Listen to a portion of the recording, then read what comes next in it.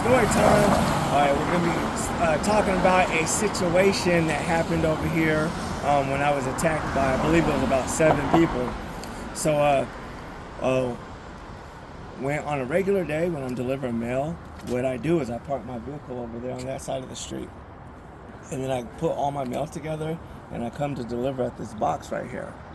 And then when I deliver at the box, I walk all the way down the street that way. And then I come back this way and I go to my truck.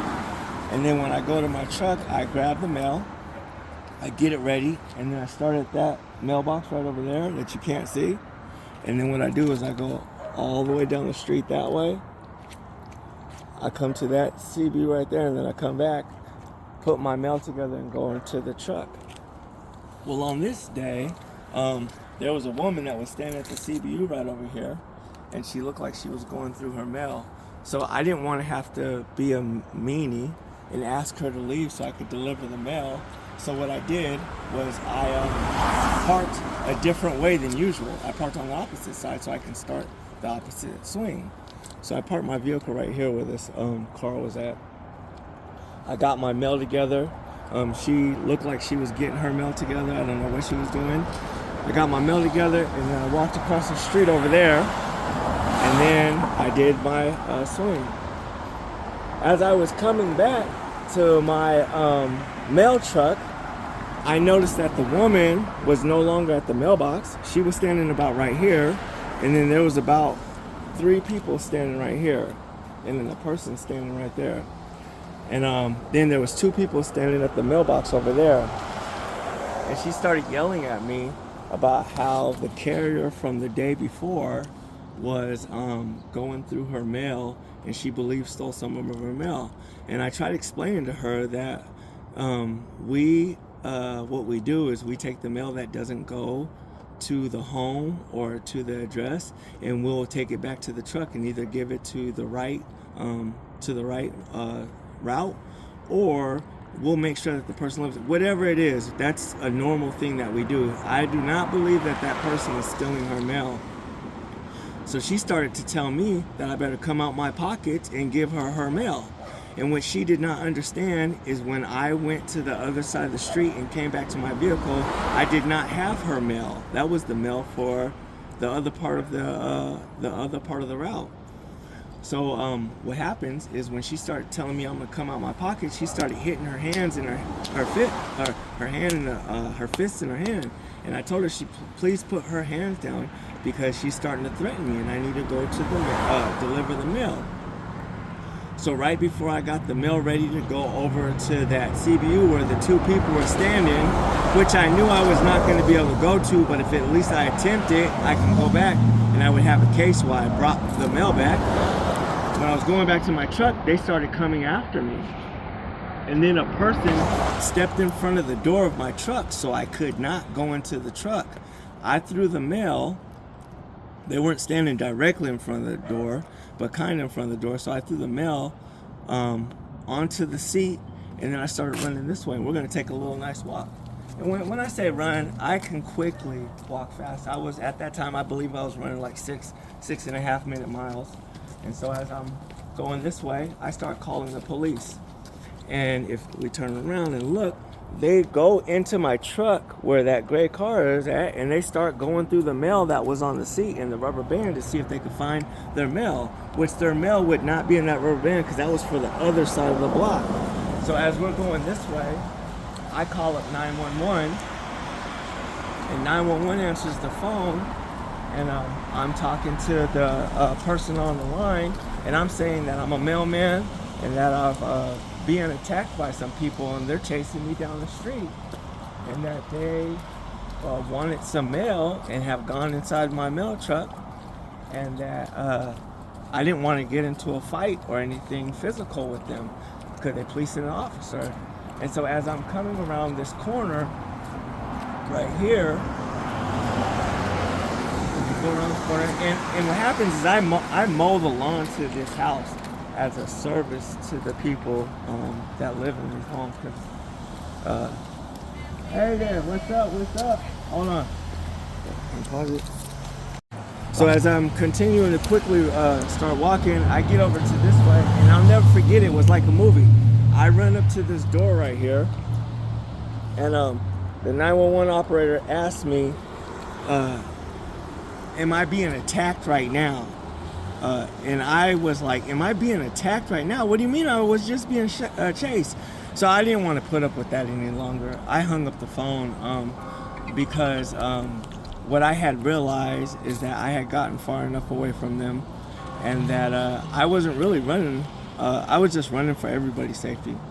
So what happens is I called the supervisor on the phone, and I let him know that I was just attacked and that I was chased, and that they're going through my truck for some mail. And the supervisor asked me what address I'm at. I told him the address, and he said I'm on my way. Well, what I did was I kept walking this way, and what I would do was I would get down to the edge of the sidewalk, and I would just look. You can kind of see over the gate right here and see if they're still standing by there, and they're standing right by my truck, waiting for me to come back. So I walk back this way, and I'm just chilling, waiting. So then I come back again, I think for the third time. So I come back this way, and I look over there, and I see my supervisor and another carrier are talking to the woman who is the official resident of the house, whose name is inside the mailbox. So what I do is I start walking this way. As I'm walking this way, I see the multiple people that were there have left, so it doesn't look like I'm being attacked by a bunch of people. It just looked like her. She didn't say that she had a bunch of people chasing me. She didn't admit that. So as we are going up this way, the supervisor and the carrier are talking right where those wood planks are at, the railroad ties. And I'm coming back, and I can hear him talking, and the supervisor stands between me and the woman, and the carrier stands with the woman, and the supervisor says there must have been a misunderstanding, and they just wanted to get their mail, and they didn't mean no harm, no foul.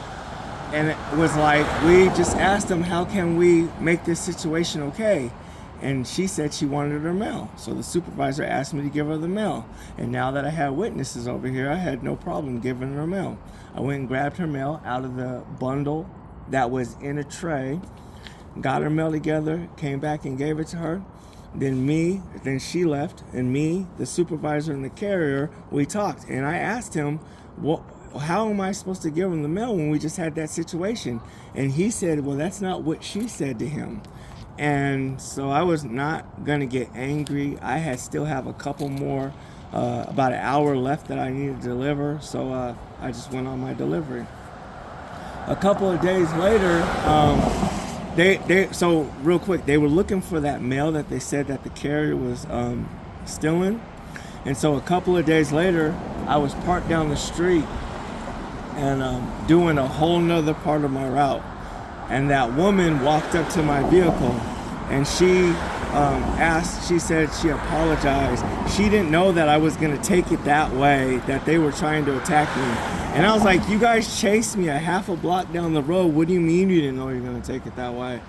So I was like, that was totally uncalled for. And I know that you want your mail, so let me grab it. So I went to go grab her mail, and the piece of mail that she said that the carrier had stole from before was in the mail for that day. It was it's not late. The mail comes when it comes, and so the mail came at that time. And so what happens is I wanted to cut off their mail and not deliver to them no more, and my job told me that I could not do that, and I have to continue delivering to them. And so I did, and actually, to tell you the truth, I have no problem delivering to them because there's no problem.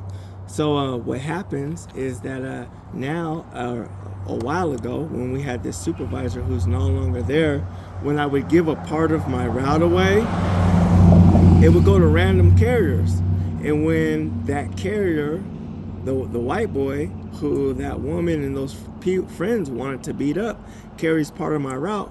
My supervisor would have me give an extra piece of my route off, like 15 minutes, so that I could drive over here real quick and talk to the woman or to the people that live at that address and let them know that that dude that they're looking to beat up is going to be delivering, and if they come outside and mess with him, he's going to take all the mail, put it back in his vehicle and leave, and then they're going to be cutting off their mail and calling the cops. And this happened on multiple times. And not only did it happen on my route, wherever this guy had problems at in Tacoma with gang members or other people that were up to no good, the supervisor would have me go over to those areas, like over by the Wapato and over there by Winco. I guess that's pretty much the same area, and a couple other neighborhoods, and talk to people that had problems with him and let them know when he's at the CBU and the roundabout, they cannot come outside and leave him alone, and that the issue, whatever issue was that I don't know, will be taken care of.